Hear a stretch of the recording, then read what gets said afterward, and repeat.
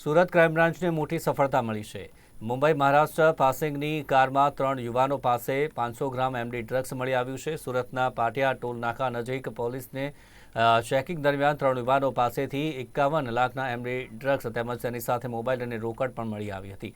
આ મામલે સુરત ક્રાઇમ બ્રાન્ચે 3 યુવાનોની ધરપકડ કરી લીધી છે।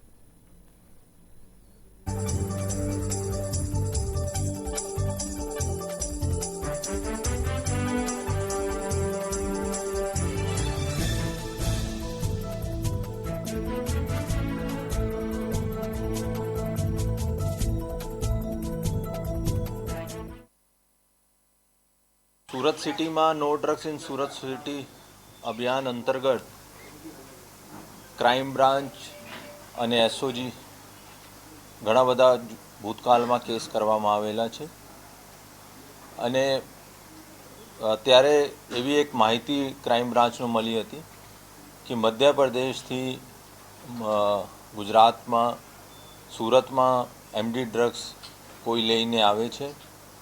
એના અનુસંધાને બંને ડીસીપી સાહેબ શ્રીમતી રૂપલ સોલંકી મેડમ અને રોઝિયા સાહેબ અને ડીસીબીનો પીઆઈ શ્રી પરમાર સાહેબ અને મોદી સાહેબ અને એની ટીમ વાંચમાં હતા। કાલે ભાટિયા ટોલ ટેક્સની પાસે એક સિલ્વર કલરની વરના ગાડીનો રોકવામાં આવ્યો અને એની તલાશી દરમિયાન એના પાસેથી 512 ગ્રામ જેટલી એમડી ડ્રગ્સ કબજે કરવામાં આવેલી છે।